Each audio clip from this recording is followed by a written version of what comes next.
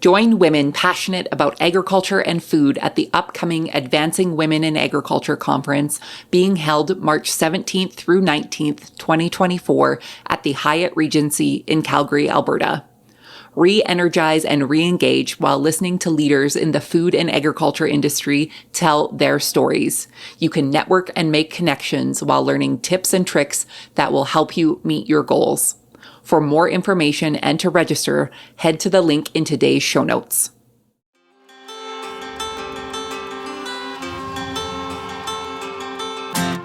Hi, I'm Caitlin Dubin, and this is the Rural Woman Podcast.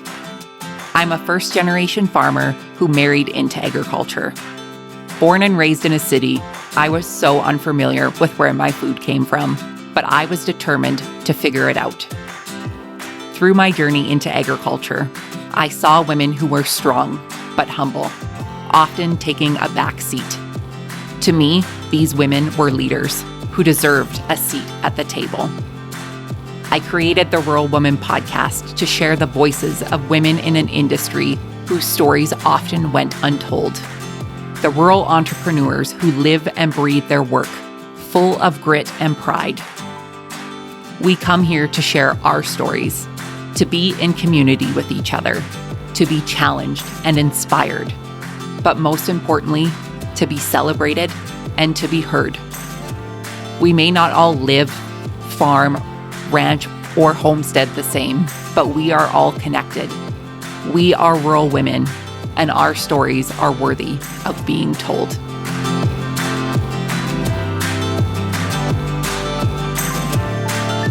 Hey everyone, welcome back to another episode of the Rural Woman Podcast. Today you'll meet Amy Hill.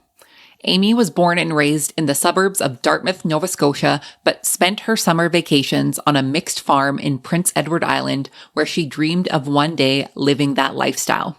Snowy River Farm is comprised of woods and pasture rotated hogs, broiler chickens, and laying hens raised on fruits, vegetables, and non-GMO grains, a family dairy cow, and too many barn cats to count, and an ecological market garden that includes 5 greenhouses. Amy believes that keeping her farm diverse is not only smart from a business risk management point of view, but it also creates the least wasteful operation that benefits her land, livestock, and consumers.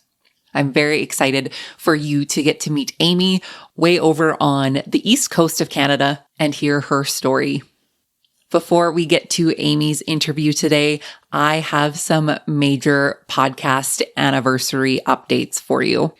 So we have a very exciting anniversary coming up here for the Rural Woman Podcast.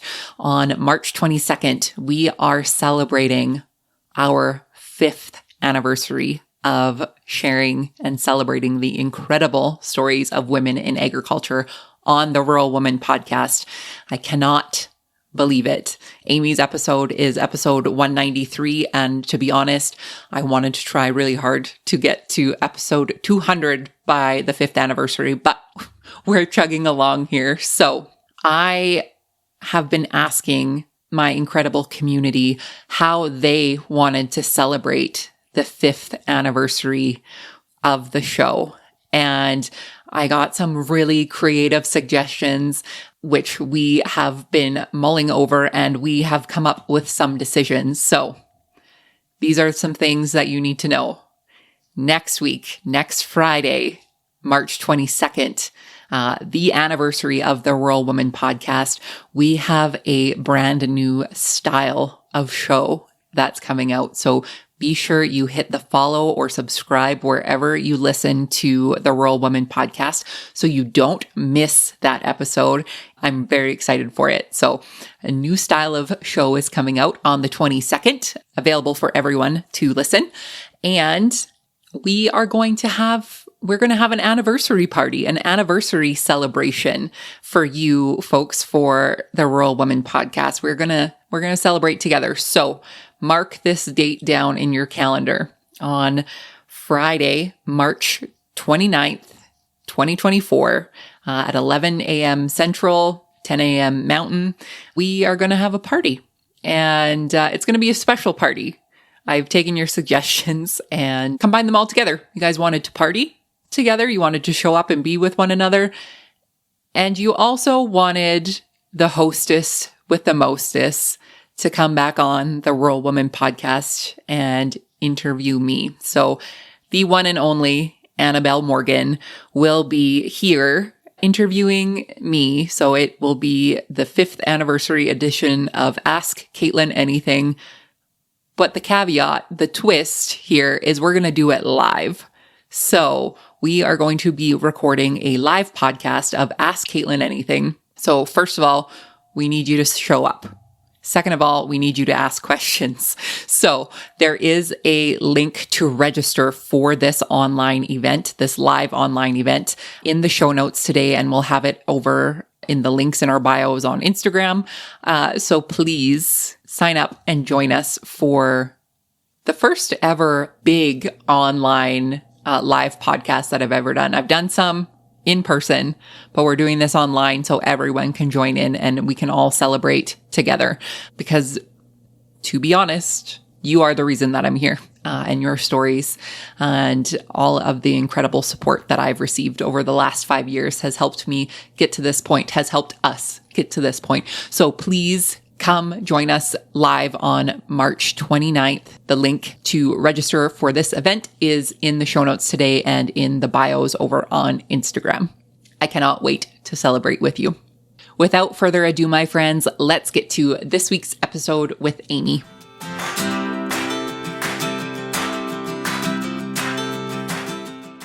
Amy, welcome to the Rural Woman podcast. How are you? I'm great. Thank you for having me. I am excited to have you and excited to hear more about your story and hear all about agriculture in Nova Scotia. It's a province that I've never been to, but I've always wanted to go. So for the listeners who are unfamiliar with you, give us your background, tell us who you are, where you're from, and how you got your start in agriculture. My name's Amy, and I own Snowy River Farms, which is located in Cooksbrook, Nova Scotia, which is pretty smack dab in the center of Nova Scotia, honestly. And I actually got my start in agriculture back, in 2003. I went to the agricultural college in Truro, and I'm actually a city girl. I grew up in the suburbs in Dartmouth, and I had a real interest in agriculture, in growing food, in animals specifically. I went for my animal science degree. I sort of intended on doing wildlife rehabilitation likely for my whole life and having a small farm on the side. And I did do wildlife rehabilitation for 6.5 years, but I think I caught the bug quite strongly when I was at college. And I just had more and more of a drive to really just be growing food. So in 2010, I quit my job and started farming full time and just jumped whole hog, I guess you could say, into it. I certainly jumped too hard into it originally and thought I was just going to do everything. And in the last few years, I've sort of stepped back a little bit from the things that took too much time and didn't give enough payback, whether that was financially or even just for my heart, what wasn't speaking to me as much. But now I'm in Cooksbrook and I run a farm on just under 10 acres. But I do an organically minded market garden with some greenhouses. And then we also raise poultry as broilers and as lay hens. And we also do hogs out on pasture. And then I've also got a dairy cow that she's just for the family. That is a lot of things, and that's a lot of things for me to dive into. So you grew up in a city. What was it that drew you to want to go to post-secondary and specifically for agriculture? Yeah, so I sort of had this unique experience in that we grew up in the suburbs, and I definitely, had the idea that a lot of people do, which is from the city, which is that your food comes from the grocery store. But my parents brought us, my family, to stay on a farm every summer in Prince Edward Island for my entire life. So up until I was 18 and moved out of the house, every summer for 2 weeks in the middle of the summer, we went and stayed on this farm that had cottages and a bed and breakfast.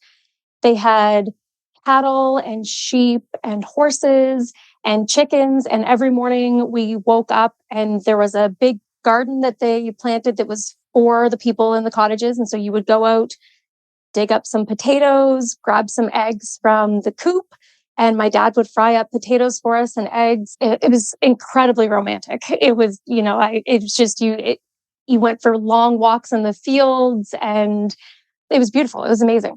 And it just gave me this connection to food and agriculture, and as in a way that I didn't have living in the city, because we didn't have even garden plots in the city other than, flowers.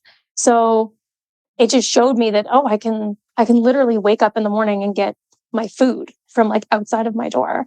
And that excited me greatly. I've loved animals my entire life, so much so that I was a vegetarian for a good chunk of my life. I'm not now as a meat producer. But yeah, I had this desire to work with animals. And so living in Dartmouth, we have the agricultural college that's about an hour away. And when I decided, well, I want to work with animals, I'll go to this school. Honestly, the agriculture side of it was sort of secondary to it. I was going for my animal science degree. In going to that school, you're getting an animal science degree in agriculture. So being there, I already had some experience in it and some interest. Again, I always expected to have, if I look back at my journals from when I was, 10, I was going to work with animals, likely in rehabilitation, but I was going to have a farm. I was going to have my own cow and some chickens for eggs and a garden. Like I was definitely going to do that. And then being at university, I was like, oh, I need to grow food. I definitely need to do more of this. And I was surrounded, all my peers at school were people who grew food. I had never met farmers really outside of that.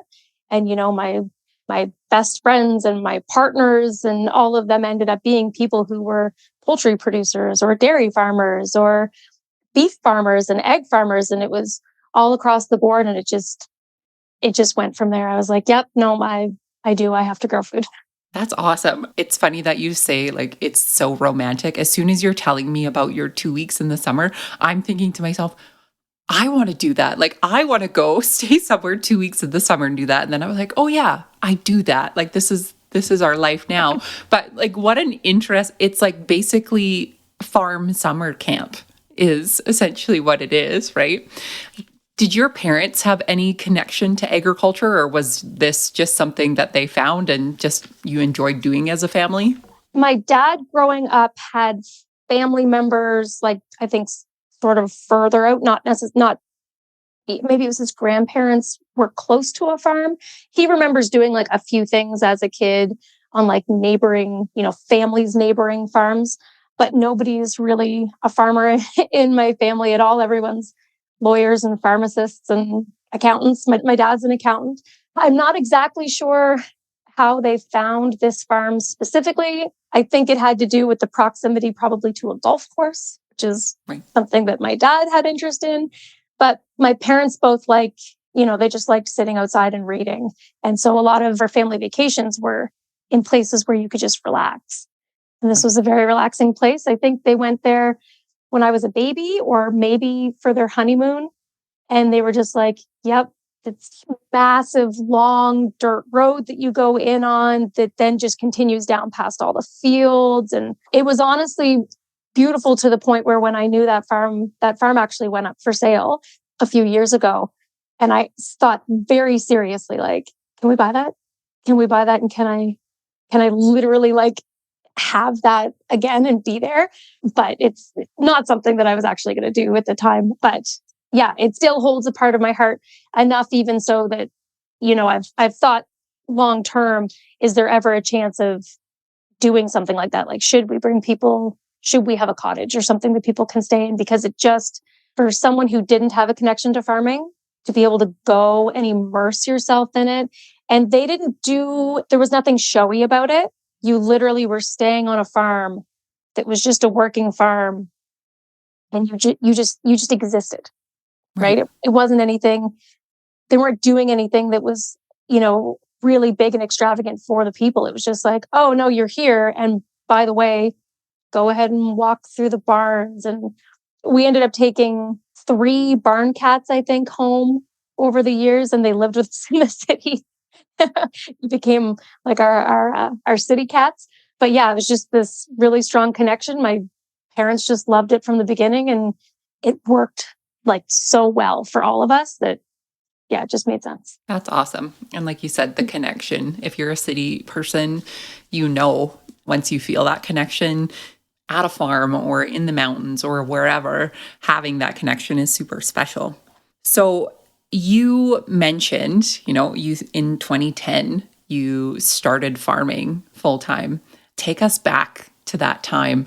How did you start your farm? What did you start with? And take us from there. Yeah. So back in 2010, we were actually living on a dairy farm because my husband, who was my boyfriend at the time, he worked for a dairy farmer and it provided housing. So we had a house on the dairy farm that we were living in. And I'm like forever thankful for this farmer. He got me started. And I know I looked so crazy. And they're a conventional dairy farm. And he plowed me in almost an acre of his land to grow organic vegetables on. And I was planting garlic in a snowstorm and everything. He's just like, well, Amy's just figuring it out, and, gave me space in his barns and everything. It was lovely. So when we first started, we got a couple of Berkshires that we were breeding, Berkshire pigs. We bought a small flock of Katahdin sheep and an alpaca just for the heck of it. And so we were breeding Katahdins and then had Clarence, our alpaca. I was breeding, I think it was 12 different breeds of heritage poultry. So I had all these different breeding pens set up for them and moving them around with chicken tractors. Yeah. And then I had a quite a sizable market garden. My first year, I offered 35 vegetable shares, which I thought seemed small when I offered it until I had to grow 35 vegetable shares and was like, oh no, that means I need 35 of each item, 8 to 12 items a week. This is big. And I did pull it off, but it also showed me that I took on far too much my first year. It took a couple of years really to understand what was too much for us to start pulling back a little bit. But I jumped in and just did everything I possibly could. We were attending markets. I was baking honey sweetened cookies and granola and taking that in. I was doing sewing items. I had draft stops and aprons and things that I was selling too. Yeah, just doing everything that excited me, honestly, about what people dream of, I think, with homesteading or farming. I was just like, I'm in my 20s and I've got lots of energy and I'm just going to do it all. And so I did. And my husband continued to work on the dairy farm for a couple of years until we bought the property that we're on now.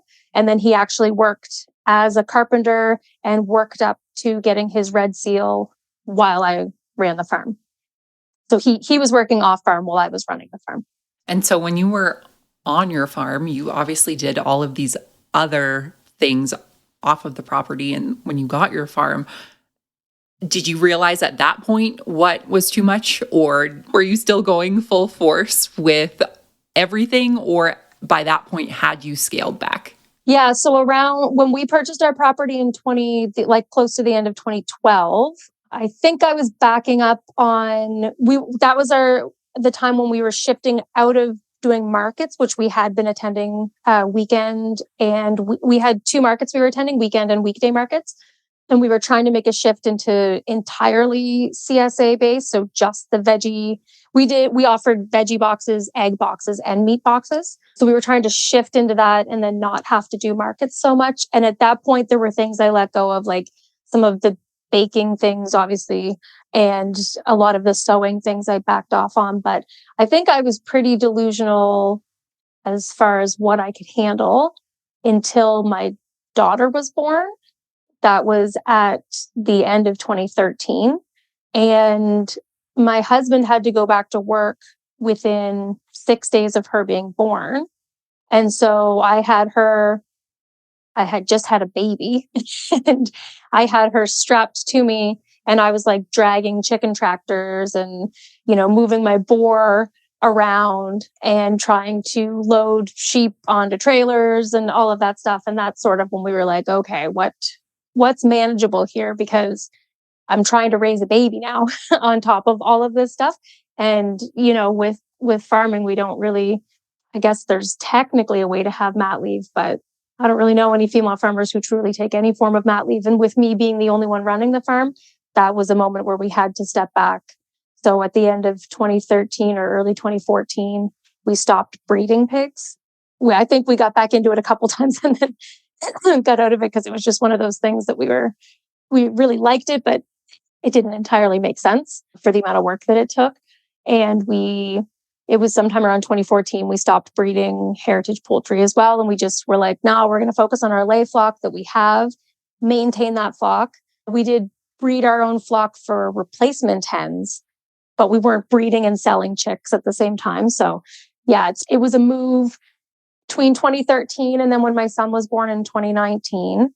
Within that, my husband did come on farm in 2017.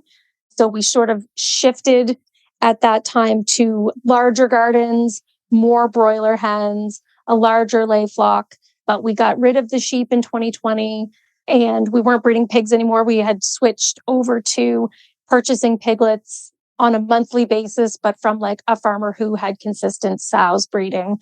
Yeah, and just tried to sort of streamline things a little bit better. I do feel like at this point, we're quite streamlined in how we do things. It feels so much better than driving all over the province trying to find piglets when we needed piglets, and the biosecurity side of that isn't great. And same thing with the chickens. We've just got it. January 1st, I book all of my chicks for the year. I book all of my processing dates. I book my pigs in. I know their dates. And essentially like our year is sort of set up on the major points of it. And then there's a lot less running around with like uncertainty involved. I think in any business, when you are starting out, it's about learning what those processes that are going to be the most profitable for you are and streamlining those processes. And, you're saying all of this, and in my mind, I'm thinking, you are a full-time farmer on 10 acres of land.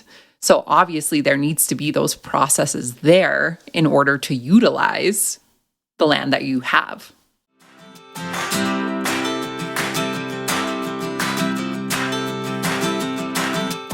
Hey there, friends. I'm Caitlin Dubin, and I am beyond excited to invite you to the Advancing Women in Agriculture Conference being held at the Hyatt Regency in Calgary, Alberta, March 17th to 19th, 2024. As a first-generation farmer, a storyteller, and a community builder, I have had the incredible privilege of sharing the inspiring stories of women in agriculture through my podcast, the Rural Woman Podcast, since 2019. With over 500,000 downloads, we've been able to amplify the voices of women in agriculture, just like yours, worldwide. I'll be hosting a presentation titled The B Word.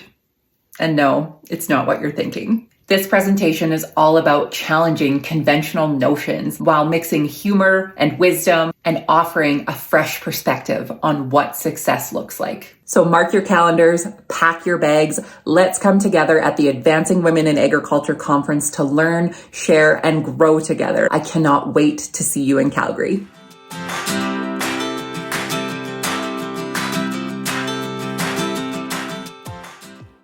Amy, what would you say, looking back over, the last 10 plus years, what have been some of the biggest challenges that you faced in growing your operation to be sustainable and to be profitable?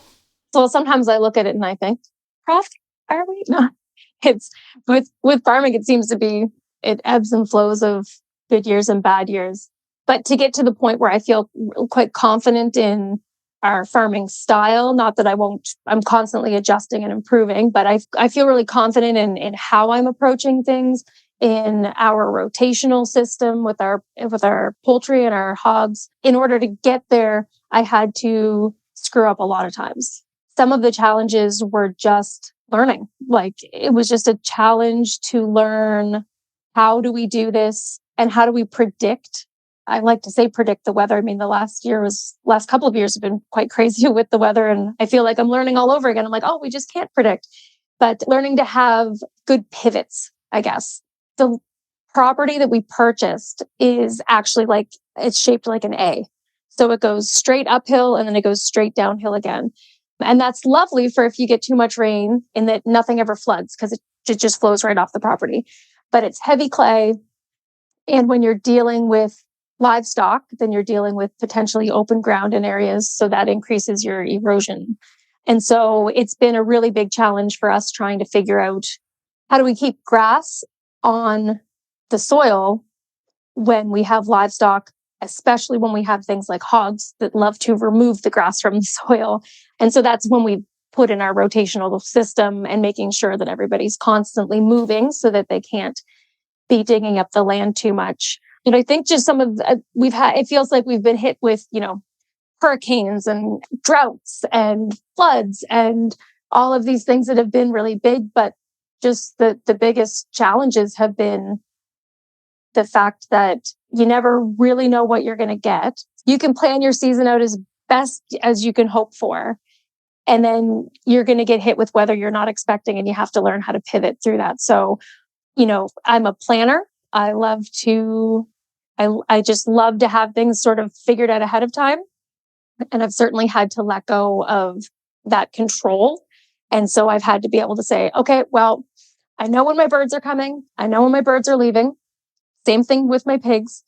And I know when I would like to get my plants into the greenhouses, or I know when I would like to, pull this produce for the year. But those are all just going to have to be estimates and not definites, because we have no idea what we're going to get. And so we're going to have to just roll with it and get used to pivoting. And I think I'm probably an expert at pivoting at this point. That's a good skill to have, though, because like you said, you can have all of these plans. And for me, I'm a big planner. I like things to go to plan, but having that flexibility in order to honestly keep you sane, I think is probably one of the best skills that you can have as a farmer, because like you said, nothing can go to plan all the time, always, and especially with so many elements outside of our control. Yeah. And I guess I'll also say this, when we moved to the property that we're on right now, it was a blank property. We did purchase it from my grandparents, but my grandparents weren't active farmers. They just happened to have a piece of land. And so we had to build every structure we have on this property, every garden we have, all of the barns, all of the greenhouses we built. And so everything we built the way we had to, because we were pivoting from something else. So we screwed up in something, or we learned that the weather's really unpredictable. So, okay, let's put in a greenhouse. Okay, the weather's actually really unpredictable. Let's put in 5 greenhouses. And then, we had certain structures that we had built that we thought would be good, but maybe they weren't great for the wind. Or then we've had really wet winters. So we were like, oh, well, if we can't count on their snow being on the ground, we need to build a barn that's, better insulated and something that the water's not going to get into. So we've had to learn along the way, with all of that uncertainty, how to react also even with our builds. And that's when you're trying to scale up, but you don't have any buildings to scale into. So we didn't buy a property that had a big barn that we could start using right away. We had to build our barn. That was a challenge just for the growth side of things, being able to have the things that you need to grow into. We had to have essentially the capital to be able to build those things, and the skills. Luckily, like I said, my husband was getting his red seal in carpentry when he wasn't on the farm. So that's come in handy. But yeah, having to build every single structure that we've needed in order to scale up has been somewhat challenging. It's also been, I think, good because it forced slow growth. Because I do think that if we bought a property that had a whole bunch of buildings, I probably would have just loaded them with things right away. But when we came here, we were like, oh, if I want to have a larger flock of sheep, I need to have something that I can winter them in. And so we are going to have to build that, which means I'm going to have to make money first so that I can get to the point where I can build the barn, so that I can get to the point where I have those sheep.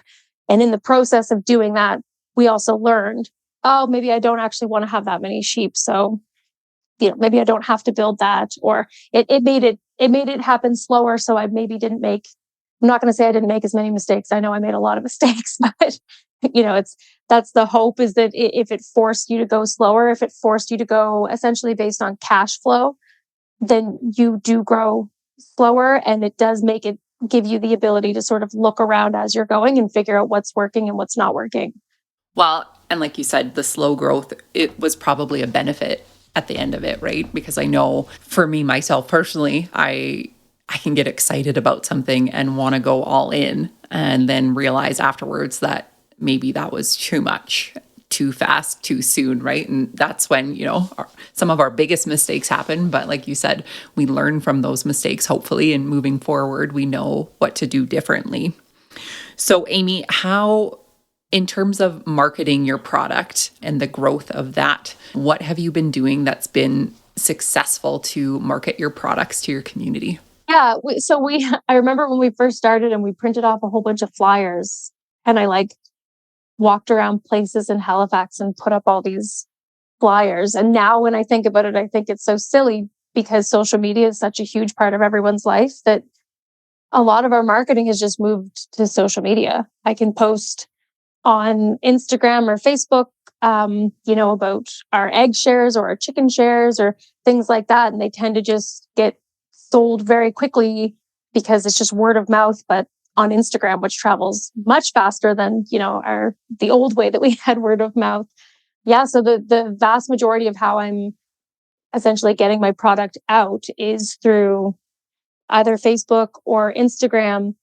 And then we do have a few other stores and someone who goes to market. That's another farmer who goes to market, but he also brings our product with him. And so we've also got them marketing our product essentially as well. And then we can, get out to everybody.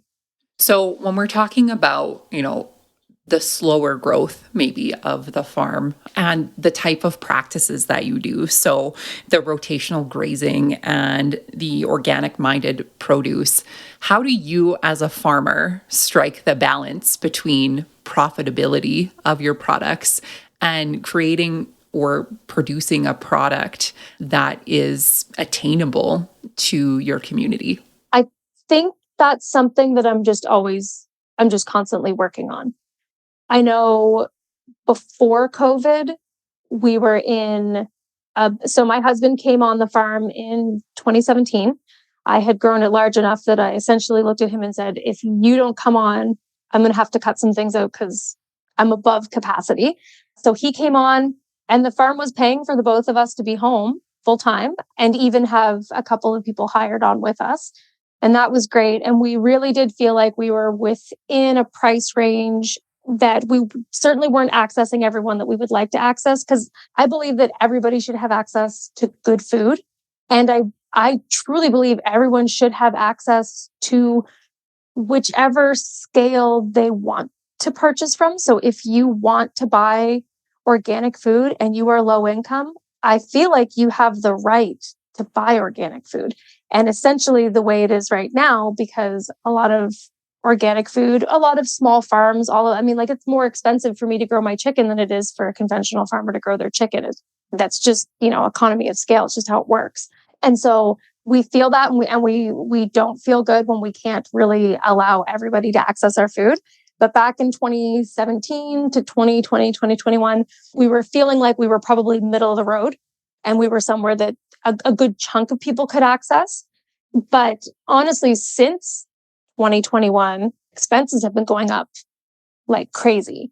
And it's really hard because we use a certified non-GMO grain. That's more expensive than just a conventional grain. Again, it's that middle of the road. It's not as expensive as organic grains. So it keeps us a little bit in the middle. But you see more and more people with, we've got a housing crisis and everyone's saying that they can't put food on their table.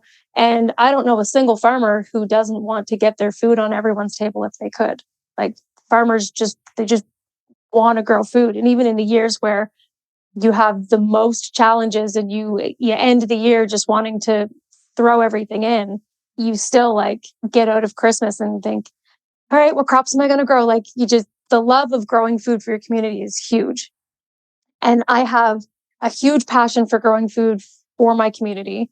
I have a huge passion for growing food the way I do, which is me trying to take care of my livestock in a way where I feel like I'm giving them the life that they deserve if I'm then going to be consuming them. I'm a very confident omnivore. I don't make apologies for it, but I also make sure that my livestock is getting essentially the life that I think that I deserve. We like to talk about how wonderful it is to live in the country and be outside every day. Well, for me, I also want my animals to be outside every day and have access to fresh air.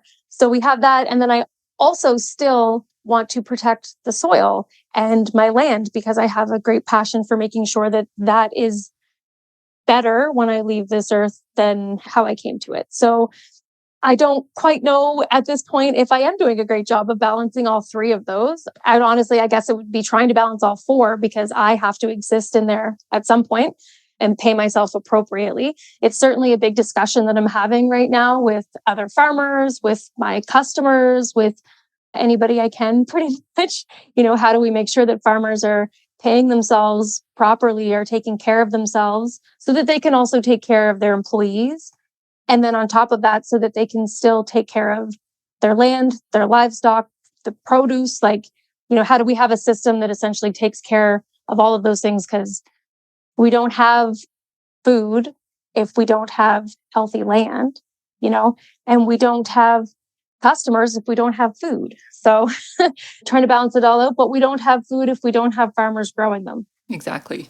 Well, and, when we talk about giving back to our community and, the importance of paying ourselves too, we are a part of our community too, right? So the funds that we make go back into your local community and they support them that way as well. So like you said, it is a balancing act that I don't know if anybody has the right answer to, but I always appreciate the people who are willing to have that conversation. And, when you mentioned that you don't know if you're doing it right, the fact that these are the things that you think about and these are the things that are important to you, I think you're doing it right in that way. Trying our best. That's all we can do. All we can do.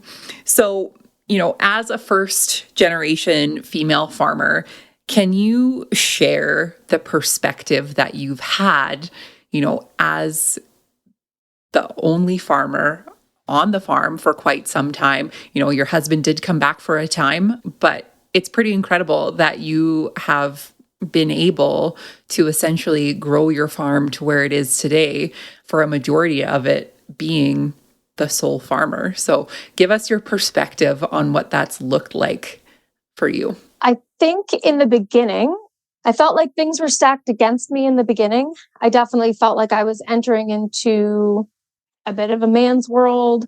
The other thing is I felt a little, I don't know, out of place from the other farms and farmers that are around me. I was super excited to start farming because a lot of my friends were farmers. And I was like, you talk this about how wonderful this life is, and I'm going to get into it. And then I was really small and I was doing things organically, and I sort of felt out of place pretty quickly, that I was like, oh, but I'm not actually doing things the way you're doing them. I really think it was probably more of, I had thoughts about what other people were thinking about me. And I think that probably other farmers had thoughts about what they thought I was thinking of them. And it took me a few years to really realize that I did have the support of my peers, and that we could still connect with each other. So there was a bit of a lonely aspect of it in the beginning, just doing this. And it's, when you go into it, you realize farming means you don't have a social life.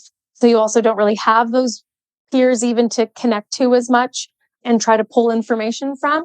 And then back in 2010 and probably up to 2016 or 17, I had a lot of experiences where people would come to the farm and they would ask for my husband because they had questions about chicken or pork or piglets or something.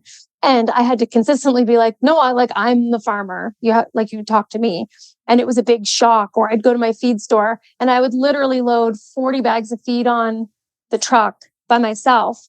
And then I'd go to pay and the feed guy would say, geez, I hope you got some strong boys at home to help you unload that. And I'm like, but I just loaded it. No, I don't. And it was even harder once I had my daughter. They'd say those things and I'd be like, no, it's just me and her. And also, I don't want her hearing that we need strong boys, because she knows mom's going home and mom's unloading that truck and mom's slinging those bags every day and walking in with the pigs and handling a 800-pound boar and all of those things. Mom's doing it. And yeah, those years were hard because I was working so incredibly hard. It felt like it wasn't being seen as much. I'm really lucky I have such a strong partner, and my husband literally, like, people would come to the farm and they'd see him and they'd say, "Oh yeah, like, I was hoping to get some piglets or something. Can I ask you questions?" And David would just go, "Oh, you need to go talk to Amy. She's the farmer. She's the one who knows all of this stuff. I'm building things for her, but like this is her thing." And he still does that. He's like incredibly supportive, and I've really appreciated that. And but I have to say, I do think there's been a shift, and I think a lot of it has to do with social media. Love it or hate it, female farmers are becoming more visible, and so a lot of times when people come to the farm, they've already seen my social media page. They already know I'm the face of the farm. And there are many females now who are the face of their farm. And even if it's multi-generational, and maybe there's a father that does own the farm and it's their daughter that's, running certain aspects of it. I think it's not completely gone, but I think it's less so that people are just assuming only men are farmers. And I'm happy to be seeing that shift. I'm happy to not have people showing up we had somebody show up once late at night. Like, it was outside of what I would even consider like farm hours or something. It was a man with his kids. He wanted to feed the pumpkins to the pigs. And I was like, "Oh yeah, I'll take you over." And I've got my daughter on my hip and my husband's not even home. And we go over the hill and I'm explaining everything about the pigs and about our rotation and about the breeds and all of this stuff and talking to the kids. And then their daughter says, "Daddy, when do we get to meet the farmer?" And her dad said, "Oh, he's probably in the house he's probably tired after a long day." And I just I just remember being like, "Did you not hear anything I just said?" And even if my husband is on farm, and even if he is partnered here with me, and even if he started the farm, I am still a farmer existing in this space. And the interesting thing is that my kids are actually growing up as farmers, which I didn't have that. So I know in the beginning, there were a few people who called me city farmer, and it was a thing. I had to, I think, earn my stripes here. But my kids automatically are just considered farmers. And I just find it interesting sometimes with women still. Like I said, I do think it's better, but I do think sometimes with women still we can marry in, or we can, wholeheartedly be a major part of it, and we'll still get labeled like a farmer's wife, but in a way where they assume we're in the house and not existing outside. And I may have even had that wrong opinion growing up because I didn't know farmers. And I definitely know if you had told me at age 6 to draw a farmer, I would have drawn a man. But I now know from seeing all of my friends, the wives are out there milking cows, driving tractors, unloading chicks, all of the things. And they're also probably going in the house and making supper. I have like a very, very high opinion of female farmers and the insane amount of tasks that they take on. But like I said, I do think social media is starting to turn some of that around, and we do get to have a voice now, and we do get to be seen in a way where I think we're gaining respect in the industry. You've said it all perfectly. And I'm sure anyone listening now who has had an experience similar to yours with the man and his kids and the pumpkins, we could sit here all day and talk about each experience that we've probably had when it comes to not being seen as a farmer. And the fact of the matter is, women have always been in agriculture. It's just in the last however many years where we've stepped up and defined who we were, and whether you said you were a farmer or if you were proud to be a farm wife or whatever it is, being a farmer looks so different in every operation. It doesn't matter, if you're in the field every day or if you just help during busy times, or, if you were the person running the books behind the operation. To me, you're still a farmer. You are still creating the space and doing the tasks that it takes to be a farmer. Because at the end of the day, farmers are entrepreneurs. And as an entrepreneur, you have so many different tasks that you have to do depending on what time of year it is, right? So I thank you for sharing that. And, I can agree with you that I believe that social media has helped a lot. I still think we have a really long way to go. But when we have women such as yourself who are a strong voice and are using their voice to say, I'm a farmer, that I think hopefully we move a lot quicker than we have been in the past. Yeah. I will say this actually, every time an older man shows up, because that's the generation that typically has not recognized females as much in the industry. Every time I have an older man show up and he has positive comments to say about what I'm doing or acknowledges that I'm a farmer or whatever, I just take that as like a little glimmer of like, oh, okay, good. That's a small win for all of us. I'll take it. Yeah. Amy, what are the future plans for the farm? What are your big dreams?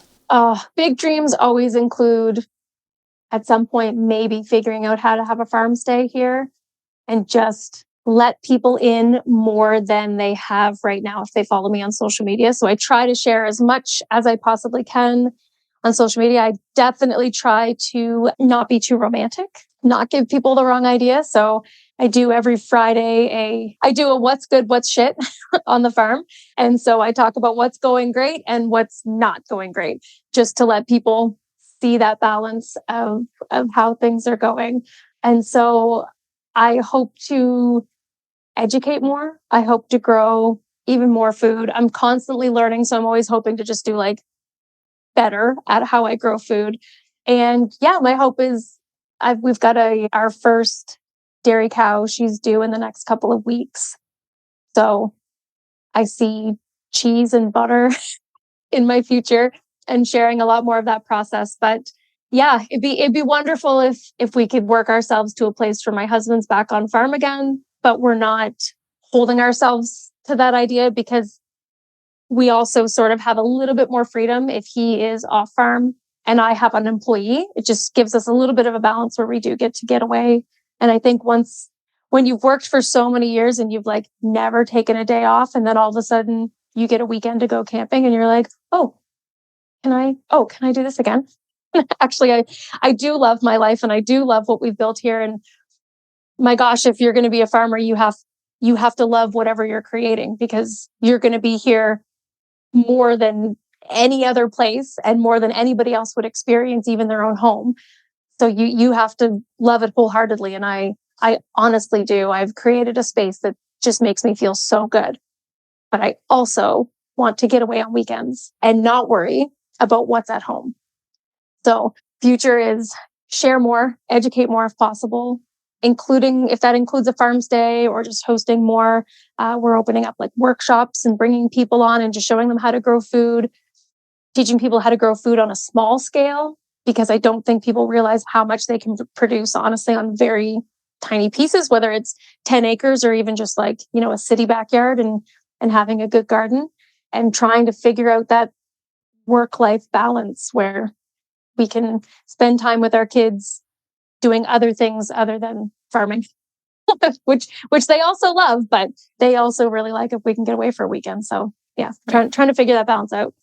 Yeah, I think when you can get away, it gives you a better perspective of how much you're doing and how much you enjoy what you're doing. When you're able to get away and take a breath, coming back feels a lot better. Yeah.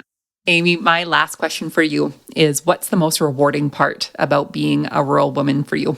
I think the most rewarding part of being a rural woman is having this respect for food and how incredibly important it is. As a female growing up in the 80s and 90s, I had zero respect for food. I had obviously no respect for it, for how it affected my body and things like that. And so even if I look back to 15-year-old me versus 38-year-old me, I can't believe how much I talk about food and how much I love food and how much I promote eating and eating good food and nourishing yourself and getting outside and movement and all of that. It's just, if the only thing becoming a rural woman has done is healed my relationship with food, I'll take it. But being able to show that to other people and see so many people buying our food or even growing their own food and sharing what they're making with it, and the excitement of canning and sauces and all of those things. I'm just seeing like women specifically appreciate food lately, and it just like lights me up entirely. And being a rural woman had a huge impact on that. You have to fuel yourself in order to do this kind of work. And so it's all intertwined. But yeah, that's my most rewarding part. Amazing. So good. Amy, thank you so much for joining me on the podcast today. For the folks who would like to connect with you after the show, where can they find you online? Yeah, thank you for having me. I really appreciate it.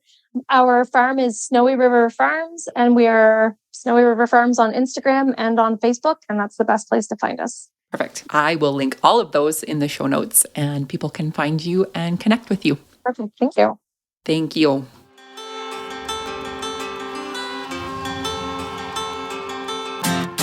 Thanks for listening to the Rural Woman Podcast. The Rural Woman Podcast is more than just a podcast. We are a community. A huge thank you to the Rural Woman Podcast team, audio editor Max Hofer, and admin support from Kim & Co. Online. A special thanks to our Patreon executive producers, Sarah Riedner from Happiness by the Acre and Carrie Munven from Laystone Farms. To learn how you can become a Patreon executive producer or other ways to financially support the show, head on over to wildrosefarmer.com to learn more. Be sure to hit the follow or subscribe button wherever you listen to the podcast to get the latest episodes directly on your playlist. And if you are loving the show, please be sure to leave a rating and review on Apple Podcasts or any other platform that accepts ratings and reviews. You can connect with us on social media at The Rural Woman Podcast and with me at Wild Rose Farmer. One of the best ways you can support the show is by sharing it. Send this episode to a friend or share on your social media. Let's strengthen and amplify the voices of women in agriculture together.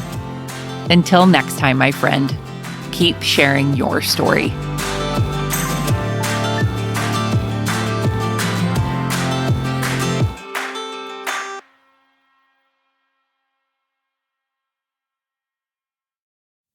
Did you know that you can get this same great episode of the Rural Woman Podcast ad-free? I get it. Listening to ads during a podcast isn't always my favorite either. But in order to keep the lights and coffee pot on here at the Rural Woman Podcast Studios, they are necessary. I am so grateful to each and every one of my sponsors, but if you yourself would like to skip the ads while supporting the show, consider joining me over on Patreon.